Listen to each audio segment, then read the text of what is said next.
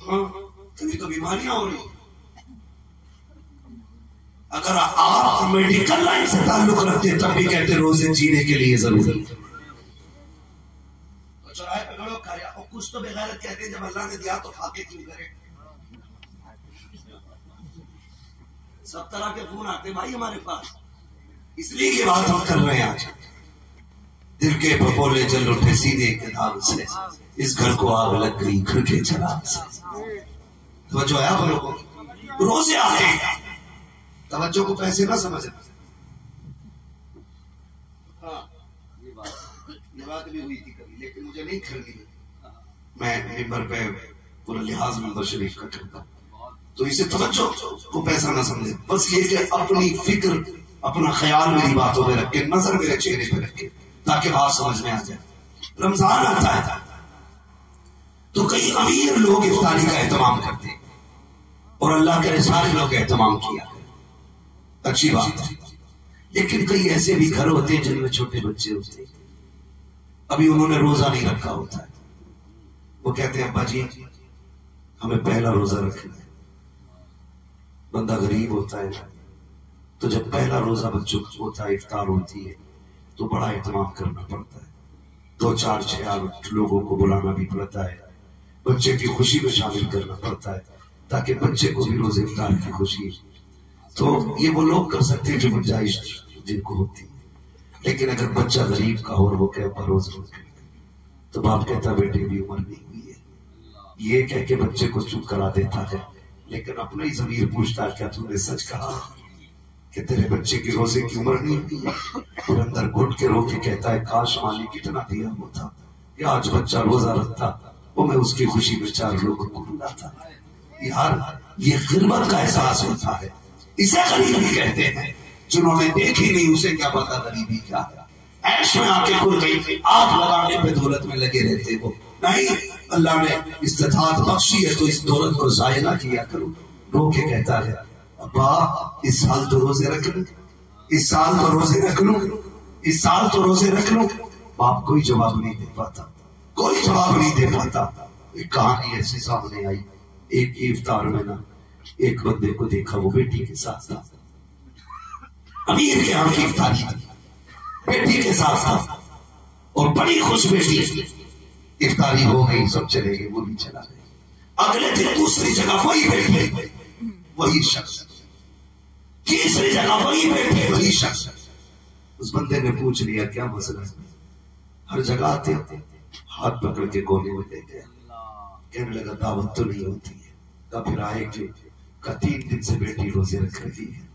उसने मुझसे कहा था अब्बा मेरी इफ्तार के वक्त में लोगों को दावत नहीं दोगे? मैंने कहा बेटी आज तेरी तरफ से फला अमीर ने इफ्तार का इंतजाम किया है। बेटी से झूठ बोल के यहाँ लाया ताकि मेरी बच्ची का दिल न टूटने पाए। का फिर दूसरा रोजा बच्ची ने खुशी खुशी रख ली कि मेरी इफ्तार की पार्टी रहती है। दूसरे रोजे में मुझे पता चला आज इनके यहाँ इफ्तारी है, मैं बेटी को यहाँ लेके आ गया। तीसरे दिन फिर रोजा रखा, आज बेटी को यहाँ लाया हूँ। मैं कहना ये चाहता हूँ अगर गुर्बत इस बला की है, यहाँ तक लोग गरीब है, तो मत लगाओ 1 लाख में आओ, मत चलाओ पटाखे, मत बचाओ डीजे। उस पैसे को उठा करके किसी गरीब के दस्तरखान की इफ्तारी का इंतजाम करा दो। खुदा की कसम कोई माने न माने, मदीने वाला तुझे अपना गुलाम मानने लग जाए। नाराए तकबीर, नाराए निशान, ख्वाजा का हिंदुस्तान, जश्न शादी खाना आबादी, हजरत अल्लामा मुफ्ती हम्माद साहब किबला। सुभान अल्लाह, सुभान अल्लाह, बहुत बढ़िया। करेंगे इंशाअल्लाह ऐसा। बंद करेंगे डीजे, क्यों डर रहे हो? हाँ बजाएंगे नहीं नौजवानों। डॉक्टर इकबाल ने कहा था कि मोहम्मद से वफा तूने तो हम तेरे, ये जहां चीज है क्या लो हो करम तेरे। नौजवानों बदलो अपनी जिंदगी हो कहां, तुम्हारी जितनी कीमत मदीने वाला लगा सकता है उतनी कीमत कोई माई का नाम नहीं लगा सकता। एक बार उसके नाम पे देख के तो देख यार, तुझे नहीं पता है जलसा यहाँ हो रहा है, बातें मदीने वाले की चौखट पे हो रही हो। कार्ड छपते हैं, कार्ड छपते, बोलो यार, कार्ड छपते हैं। मैं आया, मैं तो रोड से अंदर नहीं है कि यहाँ तालीम ना हो, करीब में ही रोड के, अब तो हर जगह तालीम है। बात समझ में आती हो तो फिर बोल दिया करो, कार्ड छपते हैं कि नहीं? किसके लिए होते हैं? दावत के लिए ना। किसको? ताल्लुकात, रिश्तेदार, मामलात वाले सारे लोगों को दावत दी जाती है। तुम सबको दावत देते हो, क्या कोई मदीने वाले को भी दावत देता है? शाम होती है, कार्ड छप के आ गया, शाम को बैठे सारे लोग, तो फिर मीटिंग, परिवार के बड़े बड़े लोग, सुलझे हुए लोग बैठते, कहते भाई बताओ किस किस को बुलाना। एक लिस्ट बनाई जाती है, लिस्ट, इनको ले कहा, हाँ इनको ले का नहीं हटा दो, इनको ले कहा, इनको क्या हटा दो। फिर बच्चा कहता था अपने खालू तो नाराज है, का नाम लिख, मना लिया जाएगा। यही तो होता है ना, नाम लिख मना लिया जाएगा। अगर खुद लड़के का बाप कहे नहीं मैं उसको नहीं बुलाऊंगा, तो चार बैठे होते वो दबाव डालता, ऐसे नहीं मनाएगा भाई, तो चार लोगों की बात नहीं मानेगा। वो कहता चलो तुम कह रहे हो तो मान लिया, नाम लिखो, लिख गया ना नाम, तुमने सबका नाम लिखा और सबको दावत दी। जो नाराज था उससे माफी मांगी, जिसका हक आया था वापस किया, जिसका दिल दुखाया था उसके आगे जाके हाथ जोड़े। तुमने सबको बुलाया, क्या तुमने मदीने वाले को बुलाया कि नहीं? आप कहेंगे कैसे? मैं कहता हूँ सुन प्यारे, तूने पूरी दुनिया के अपने लोगों की दावत की, जबकि सबसे ज्यादा प्यार मुझसे मुस्तफा करते हैं, उनकी दावत करना तू भूल गया। क्या उनकी दावत कैसे होती? मैंने कहा सुन, उनकी दावत ऐसे होती है, अगर तू चाहता है कि तेरी शादी में मदीने वाले की शिरकत हो तो खाट ज्यादा लंबा डाली, पेट ज्यादा लंबा न बना, फिर जलसा रख ले, तेरी शादी होगी, जलसा मदीने वाले का होगा, चांद में अमीर आएंगे, वहीं पे मदीने वाले राजदार भी बचेंगे। जो कार्ड लिख के बुलाते हैं उनके दरवाजे पे सिर्फ अमीर आते हैं, और जो जलसा करके शादी करते हैं उनके दरवाजे पे नबियों के इमाम आया करते हैं। भी तेरी शादी में आए, कम से कम उनके लिए भी कार्ड बना। वो कार्ड क्या है? यही एक जलसा रख, और फिर हुजूर की बातें कर, अल्लाह वसूल लेंगे, फरियाद को पहुंचेंगे। इतना भी तो हो कोई जो आ करे दिल से। कितने लोग चाहते हैं हमारी शादी में हुजूर की शिरकत? हाथ उठा के बता दे, जिनकी हो गई है वो अब नीचे कर गए। हाँ, डबल करने का मौका हालात नहीं है अभी। देखो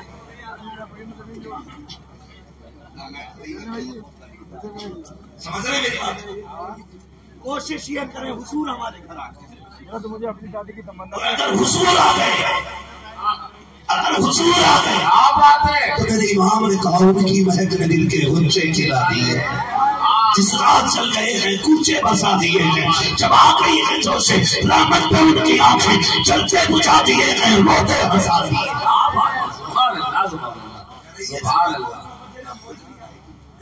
कहता हूँ जब तक हुजूर नहीं आएंगे फिर रंग ही नहीं आएंगे।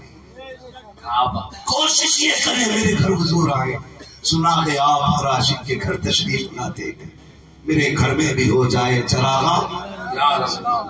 माशाअल्लाह, अक्सर जवानों को ये शेर याद है, इससे पता लगता है कि जवान हुजूर के करीब है।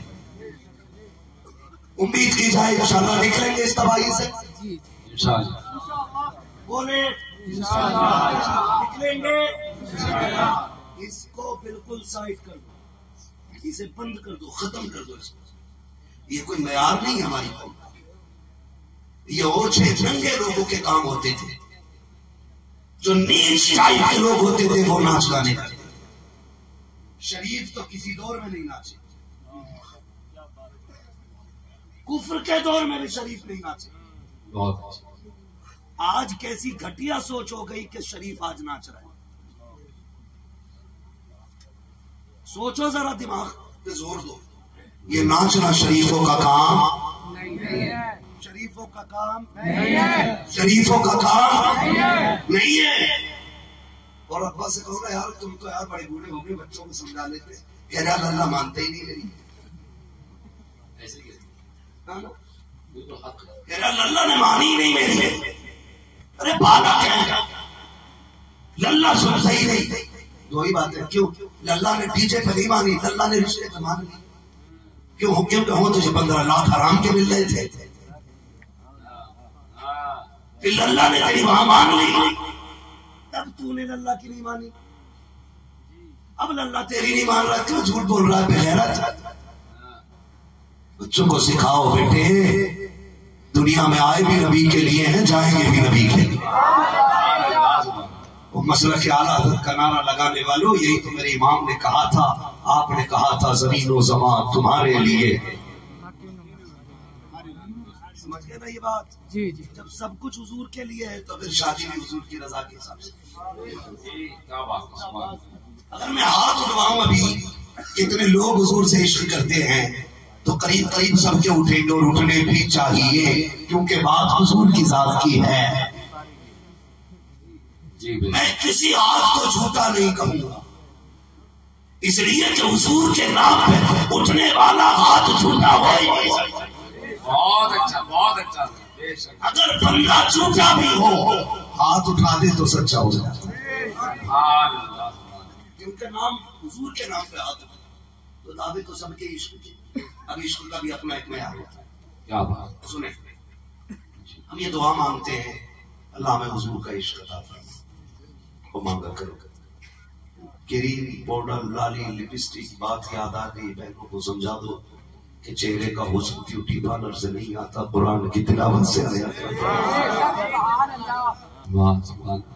ये जो उल्टन हो रहा है ना, हल्दी हो रही है, हल्दी इतनी मैली मैली औरतें हल्दी रगड़ती हैं आके कि आदमी ढंग का, औरत ढंग की हो तो और बेढंगा बनाते, लेकिन रस्म चल रही है।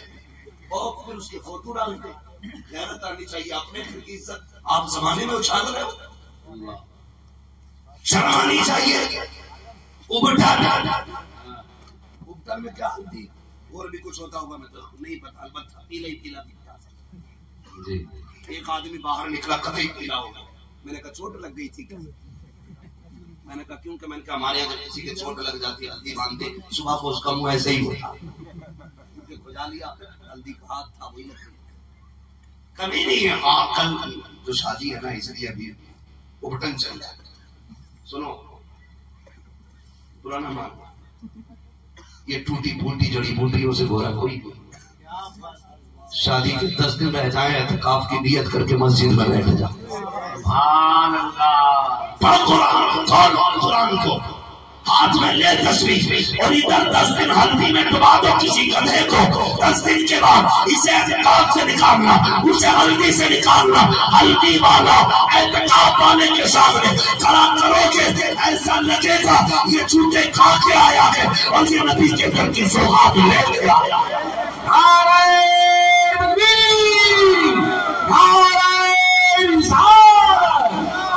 शादी खाना आबादी हज़रत अल्लामा मुफ्ती हमाद साहब किबला, मुफ्ती साहब सुभान अल्लाह। उबटन से बेहतर है, हल्दी से बेहतर है एतकाफ में बैठे।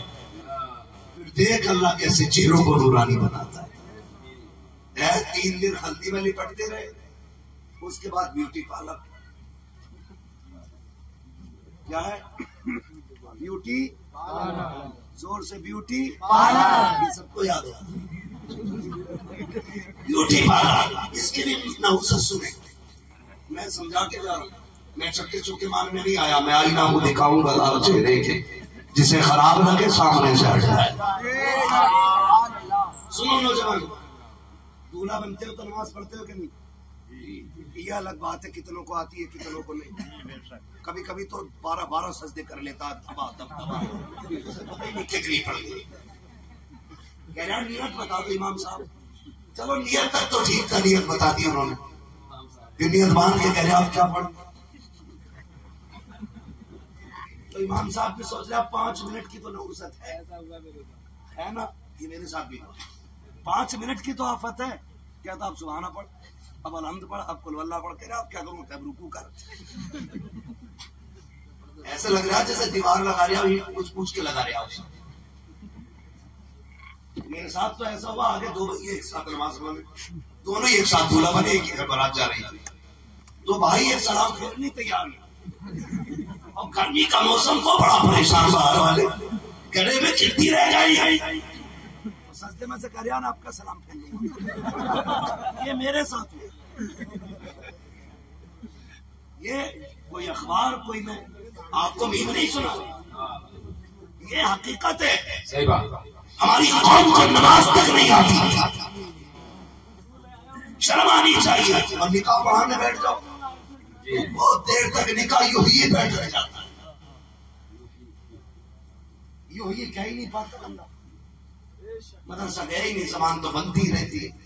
उसे उल्लू से ईद दिन क्या क्या पढ़ के आया मगर इसे नहीं पता भाई कि यूं ही कैसे कहना। पूरा पसीना इमाम को कहता यूं ही, कहता हुई हुई। यहाँ 15 मिनट। तो ये हालात हमारी कौम के। अब ज्यादा मस्जिद में पढ़ेगा भाई ससुराल पहुंचेगा। इमाम साहब वो अग्नि देने का उस पर बात नहीं कर रहे। इमाम साहबों को तो बिल्कुल भी समझते खाली थे इसलिए आ रहे कह रहे ले रहे हो तो लो वरना बचा रही हो। तो इमाम भी बेचारा क्या करे, कल 250 ही दे। वो जो हमें ताली बजाते हुए वो खोपड़ी में जब बैठे क्या भाई तू जा बता कितने लेना। जो तुम्हें जलील करने आता उसे मुंह मांगे दिया जाता, जो तुम्हें इज्जतें देता तो उसको साइड कर देते। फैसले किया करो सोच समझ के यार, सोच समझ कर फैसले किया करो। ससुराल पहुंचेंगे तो बस बहुत मुख्तसर से अंदाज में यूं समझ। ससुराल पहुंचने के बाद 1 घंटा हो चुका है मेरे भाई, जो लिमिट होती है। तो वहां जब ससुराल पहुंचेंगे तो पहले ही फोन करता है कि सलामी के वेलकम के लिए लोग किधर मिलेंगे। वेलकम ट्रेंडिंग में है, ये वेलकम, ये मनहूस रस्म इस वक्त ट्रेंडिंग में। ये लूला लंगड़ा भी नमाज है ना तो शरबत साली के हाथ से ही लेगा बेटा।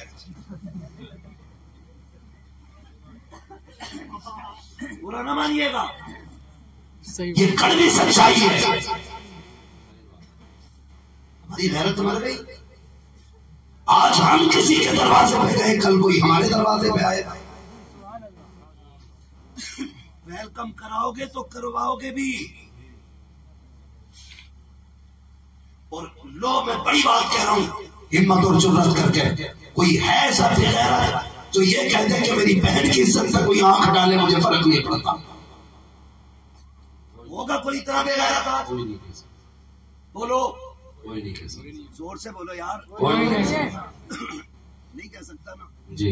हम तो जीते ही परिवार की इज्जत के लिए, हमारी तो जिंदगी अपनों की इज्जत के लिए है। अगर हम ये नहीं चाहते कोई हमारी बहन बेटी की तरफ गलत निगाह उठाए तो किस मुंह से इस्तेमाल कराते हो, किस मुंह से वेलकम कराया जाता है, किस मुंह से बारात को ला करके खुदा की कसम हमने देखा है दूल्हा के साथ 3 नंबर का बिगड़ा हुआ लड़का खड़ा होता है। और ये जो वेलकम करने के लिए सालियां आई है इनके साथ भी कोई शरीर शादी नहीं आई है, कोई इज्जत वाली बेटी नहीं होती है, किसी के सर पे दुपट्टा नहीं होता, किसी के गले में पड़ा है, किसी के बाजू पे लगा है। तुम कहते हो बारात का इस्तेमाल हो रहा है, नहीं, ये किसी के घर की इज्जत उछाली जा रही है, किसी के घर की आबरू को आग लगाई जा रही है, किसी के घर की इज्जत नीलाम हो रही है। बंद करो ये तमाशे। अगर इस्तेमाल करना है तो मर्द इस्तेमाल करें, औरत को इजाजत नहीं है। अगर मर्द इस्तेमाल करेंगे खुदा की रहमतें भी आएंगी तेरे घर में, बरकतें भी आएंगी।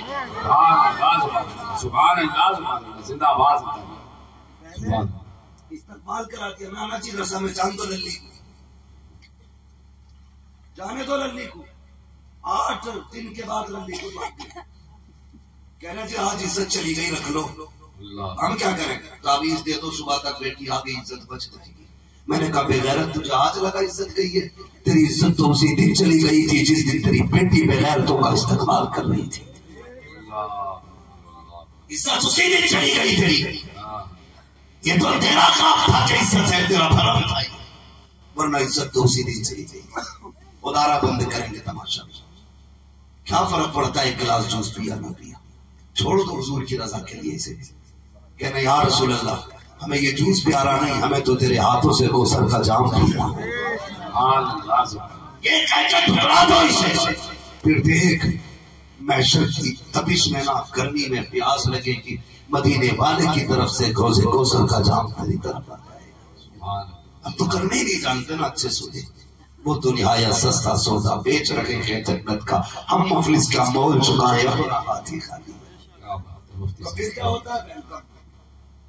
वेलकम के बाद कई जगह होती है बारात, डीजे से चढ़ती है, कहता खाना बाद में चलेगा, कौन तेरा समझी लड़के का बाप, सुनो भाई कोई खाना खाने मत बैठना, पहले मेरे लल्ला के साथ गाँव में घूमो, तेरा लल्ला घोड़े पे बैठे, उल्लू का बट्टा है जो पैदल चलेगा। बेवकूफ लाया बारात में छेड़ने करके क्या? और ऐसे ही गधे होते। जब तक टेबल की बारी आती है ना खाने की, तब तक पैर ऐसे पड़ने लगते हैं जैसे शराबी के, क्योंकि किस गांव में कभी कभी बड़ी लंबी लंबी गलियां होती है। सही काम था जाके फिर टेबल पे गिरा, उल्टा सीधा खाया, किसी को डायरिया बना, किसी को उल्टी दा, किसी को कुछ किसी को कुछ। फिर आप कह रहे बारात में नहीं जाना, बारात में चला गया। मैं बस बात अगर इसमें तबसरा करूं बड़ा वक्त लगेगा, बस मैं आपको समझाना चाहता हूं। जो खा लेते हैं वो भाग लेते हैं, दूल्हा के साथ 4-5 ऐसे बैठे रह जाते हैं जैसे कोई जबरदस्ती दूल्हा बना के लाया। सब चले गए खा के, नाक तक खाया, किसी ने कहा नमक ज्यादा था, किसी ने कहा मिर्च तेज थी, और नाक तक भर भी आए गधों की तरह, फिर भी खाने में निकालो। ये तमाशे बंद करो यार।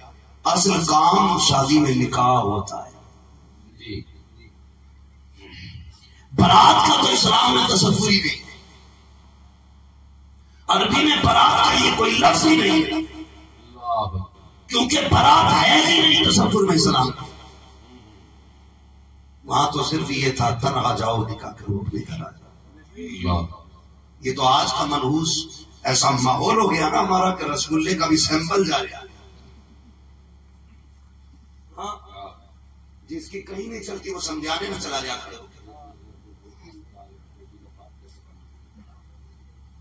तो रसगुल्ले का साइज भेज दिया जाता, देखो इससे बड़ा नहीं होना चाहिए। कहा क्यों?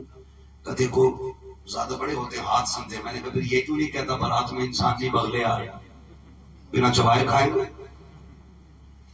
कई बारातों में झगड़े हो गए इस चीज को लेके कि बोटी अच्छी नहीं थी। कोई कह रहा रसगुल्ला बढ़िया नहीं बनाया।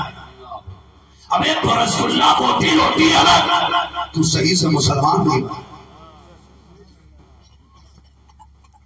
बारात जब खाना खाती होती है ना तो ये जो सिमटी होता है लड़के का बाप, ये यूं टहलता, हाँ भाई सब ठीक है, हाँ भाई नमक ठीक है। बेगैरत पराए दस्तरखान पे पूछ रहा, वलीमा कर अपने पे बैठा, फिर पूछ नमक सही है कि नहीं। जब वलीमे की बारी आती है मर जाता है, कहता नहीं 3 वलीमों को खिला दिया था सवाब मिल गया। क्यों? लड़की वाले के पास हराम का खाना है। ये कभी ना करना, जानते हो आप?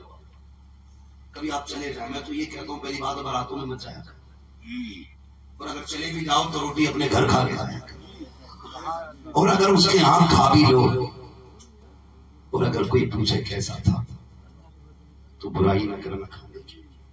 तुम्हारी नजर में एक वक्त का कौरमा है, तुम्हारी नजर में एक मुर्गे की टांग है, तुम्हारी नजर में एक डोंगा हो सकता है, लेकिन किसी गरीब की 18 साल की मेहनत लगी है इस खाने में। किसी बाप के गरीब बाप की 20 साल के खून पसीने का निचोड़ है ये शोरबा। इसे गलत कह के उसका दिल न तोड़ देना। अगर गलत कह रहा हूं तो जाओ तजर्बा करना, कई बारात मिल जाए ऐसी कि सामने वाला बंदा कमजोर हो या मियां कैसा भी हो, सारे खुश होते हैं लेकिन बेटी के बाप का चेहरा उतरा हुआ होता है। क्यों? वो दुआ करता है मालिक कि रोटी कम न पड़ जाए, या अल्लाह मेरा मेहमान भूखा ना रह जाए। मालिक अगर कोई मेहमान भूखा रहेगा ताने पूरी जिंदगी मेरी बेटी को मिलेंगे। वो एक कोने में खड़े होकर के अपने रब से इल्तिजाएं कर रहा है, मेरे परवरदिगार खाना कम ना पड़ जाए। लेकिन हमारी बगैर की कभी हाल देखो, दावत एक की होती है, 3 मोटरसाइकिल पे बैठ के जाते हैं, 4 व्हीलर से जा रहा है, कहता यार दिल तो भूखी रहा है, तू भी आजा तू भी आजा। अरे तो खैर लेके पहुंच गया। मैं ये जानता हूँ हर बंदा अगर 10 लोगों की दावत करता है, खाना 15 लोगों का बनाता है, 30 की दावत होती है, 30 लोगों का खाना बनाता है ताकि इज्जत का जनाजा निकले। लेकिन फिर भी देखा देखा जाता है खाना कम पड़ गया, वजह ये होती है दावत एक की होती है, खाने वाले 3 एक साथ आते हैं, एक घाट में 5 लोग आ रहे हैं, किसी की सर का जनाजा निकालने के लिए कोने में बात भरा होकर कहता है मालिक लाज बचा ले, यहाँ हम आधा खाना पेट के अंदर डालते हैं, आधा खाना टेबल के नीचे डालते हैं, खाना जाया न किया करो, इसलिए कि मेरे नबी ने कहा खाने की इज्जत करना, अगर ये रूठा फिर तुम्हें जिंदगी में मैसर नहीं हो सकता। नारे तकबीर, नारे रिसालत, मसलके आला हजरत अल्लामा मुफ्ती हम्माद साहब किबला। तो नहीं खाना, अपने घर खाता तो प्याली पहुंच के खाता, और जितना अपने घर बनता है उतना फेंक के आता दूसरे के। जानते हो आप, कई बार समझी की डिमांड पर कि मेरी बारात को कौरमा चाहिए, बाप ने प्रॉपर्टी गिरवी रख दी ताकि मेरी बेटी की बारात दरवाजे से लूट न जाए। तुम्हारी डिमांड को लेकर के कई बापों ने किडनी बेच दी ताकि इज्जत से बेटी का घर बस जाए। जब एक बंदे से इंटरव्यू लिया गया कि यहाँ क्यों रहते हो, कोई घर नहीं, पूरी जिंदगी बनाया नहीं, उसने कहा घर तो था लेकिन बेच के बेटी को रुखसत कर दिया। क्यों बेच दिया? हमने सोचा जिंदगी हमारी तो गुजर गई, किराए पे ऐसी धक्के खा के गुजर जाती है, ये सोच के हमने अपना घर ही बेच डाला। यार घोंसले तो परिंदों को भी प्यारे होते हैं, आशियाने तो जानवरों को भी अच्छे लगते हैं, फिर बाप को हवेली अच्छी नहीं लगती होगी, मकान अच्छा नहीं लगता होगा, हमारे सिर की बुनियाद पे बाप मकान बेच देता है, हमारे सिर की बुनियाद। आप किसी के दस्तरखान पे खाने को बर्बाद न करेगा, किसी की बेटी की इज्जत का सवाल है।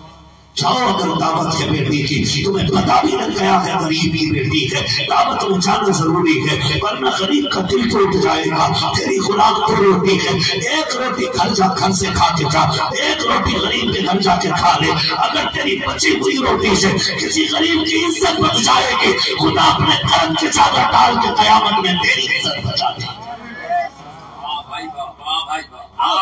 बचा दे।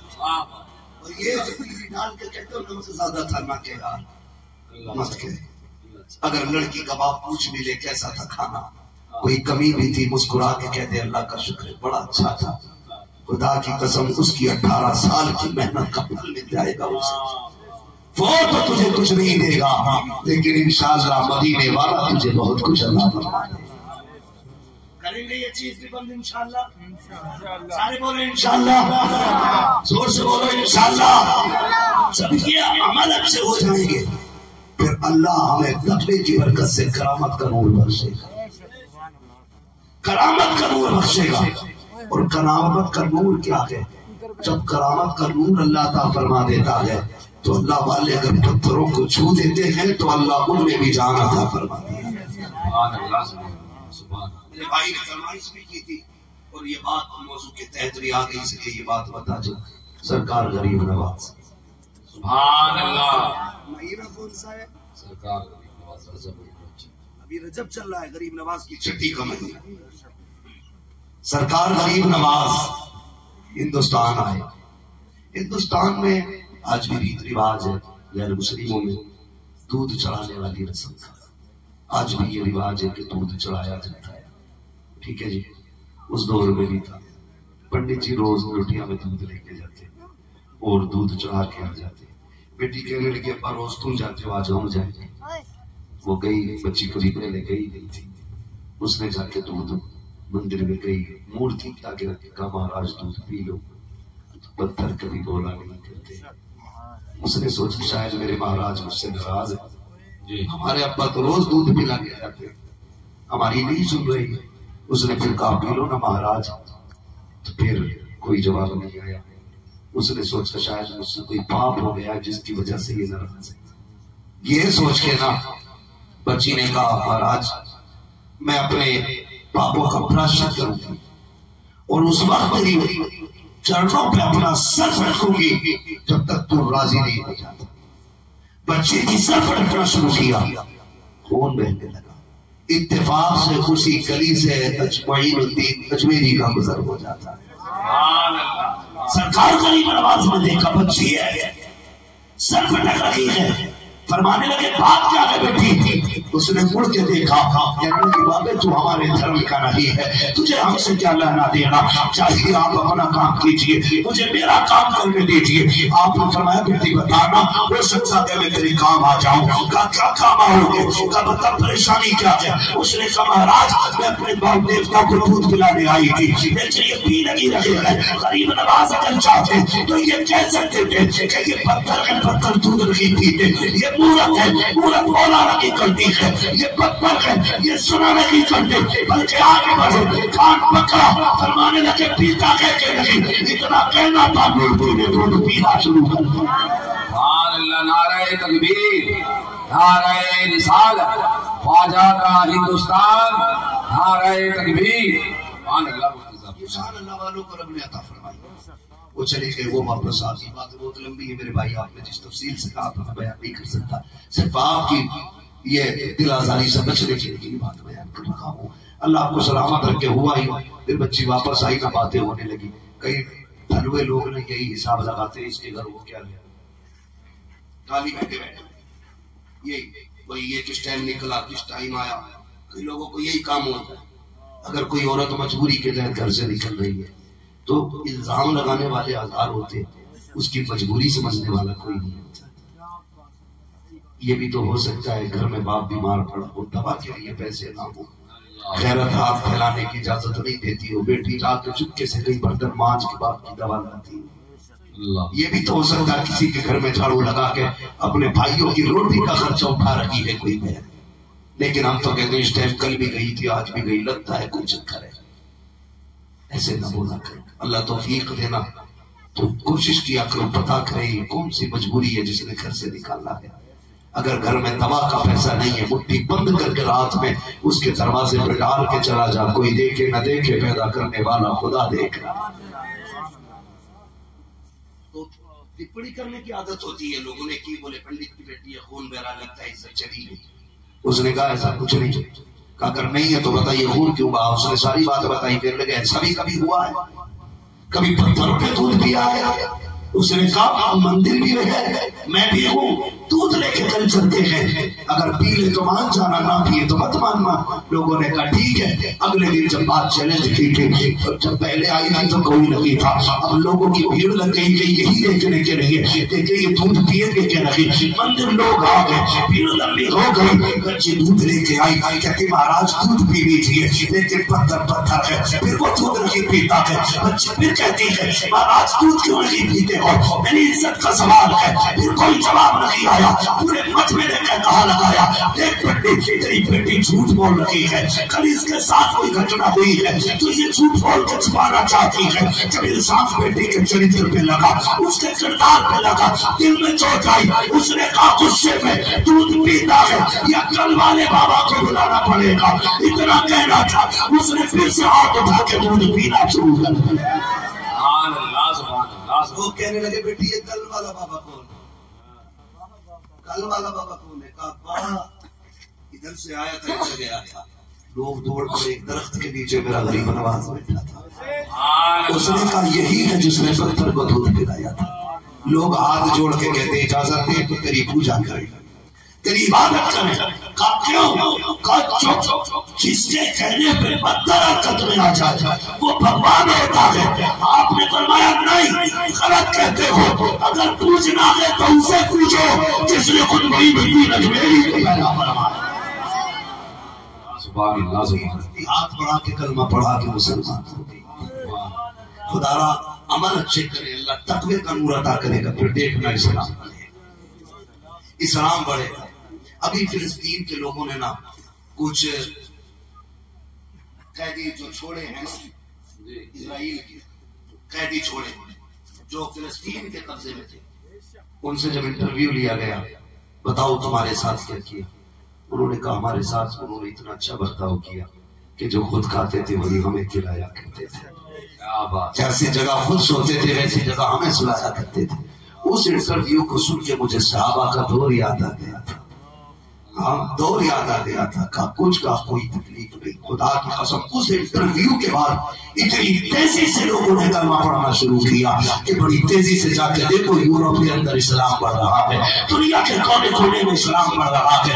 बचा क्या है, अगर किरदार अच्छे होंगे आज भी झुकने की जरूरत लगी है, तो कहीं भी होंगे खुदा की मदद आके तुम्हारे।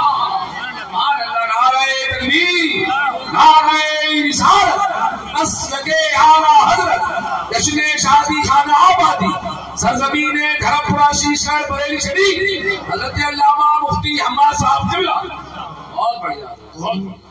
तुम शादी में बारूद फोड़ो तो फिर तुम्हें ऐसे पटाखों की तरह फोड़ दिया जाए, कोई मदद नहीं आती।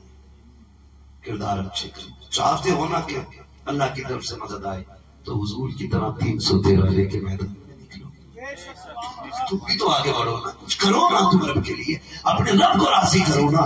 कम से कम जमाने इतने ही करने के चेहरों पे दाढ़ियां रखें, नमाजों के पाबंद हो जाए, अल्लाह रसूल को राजी करें, फालतू के खर्चे। बात याद आ गई नमाजी से, जितने नमाज पढ़ने जाते हैं ना उनमें कुछ ऐसे भी होते हैं जो आंखों में कैमरे लगाए हुए डाले, यही देख रहे मामले की पूरी उंगली लगाई, खा पी के निकले और मस्जिद से निकल के मौज आ रही है, इमाम साहब की मौज।